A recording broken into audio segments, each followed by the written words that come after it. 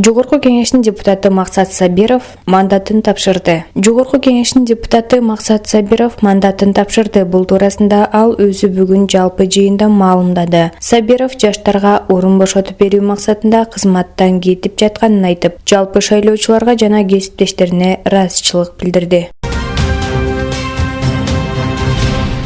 Президент Садыр Жапаров алгачкы иш сапары менен Россия Федерациясына кетти. Кыргыз Республикасынын президенти Садыр Жапаров бүгүн 24 февралда биринчи чет элдик иш сапары менен Россия Федерациясына кетти. Бул туурасында президенттин аппаратынын басма сөз кызматы билдирди. Тышкы иштер министри Руслан Казакбаевдин билдиришине караганда, Орусиядан Кыргызстанга сатылып жаткан газдын баасын арзандатуу маселеси жана гранттык каражаттар караларын айтты. Кыргызстанга гранттык жардам бөлүү боюнча маселе каралат. 2020 жылы $20 миллион бөлүнбөдү беле. Дагы гранттык каражат алуу боюнча сүйлөшүү болот. Андан сырткары Евразия өнүгүү фондунан жеңилдетилген пайызда $100 миллион грант алуу маселеси бар. Газдын баасын төмөндөтүү боюнча сүйлөшүүлөр жүрөт. Мындан сырткары Жапаров Орус өкмөтү жана парламентинин жетекчилери менен жүз көрүшүп, Орусияда жашаган кыргыз диаспорасынын өкүлдөрүнө кезигишет. Кыргыз Республикасынын делегациясынын курамы тышкы иштер министри Руслан Казакбаев, президенттин аппаратынын жетекчиси Сүйүнбек Касманбетов, биринчи вице-премьер-министр Артем Новиков, вице-премьер-министр экономика жана каржы министри Улукбек Кармышаков, президенттин аппаратынын тышкы саясат бөлүмүнүн башчысы Дастан Дюшикеев, Россия Федерациясындагы атайын жана толук ыйгарым укуктуу элчиси Гульнара Клара Самат, коргоо министри Таалайбек Өмүралиев, саламаттык сактоо жана социалдык өнүктүрүү министри Алымкадыр Бейшеналиев, өзгөчө кырдаалдар министри Бойбек Ажикеев, айыл суу чарба жана аймактарды өнүктүрүү министри Аскарбек Жаныбеков,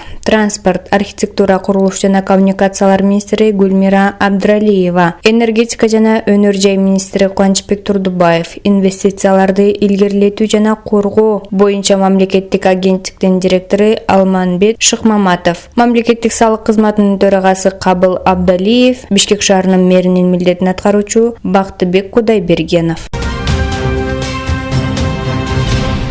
Бишкектин 1-май райондук сотунун 17 февралдагы чечими менен Камчыбек Көлбаевдин бөгөт жарасы 22 мартка чейин узартылды. Бул туурасында 1-май райондук сотунун басма сөз кызматы 24 февралда маалымдады. Сот чечимине ылайык Көлбаев номер 47 абакта кармалат. Кремтөөл атына конгон Камчыбек Көлбаев уюшкан кылмыштуу топторду аныктоо жана аларга бөгөт коюу ишинин алкагында 22 октябрда кармалган. Бишкектин 1-май райондук сотунун 23 октябрдагы чечими менен ал тергөө бүткөнчө камакка алынып, УКМКнын убактылуу абак жайына киргизилген. 5 ноябрда Камчыбек Көлбаев ден соолугуна байланыштуу номер 47 абакка которулган.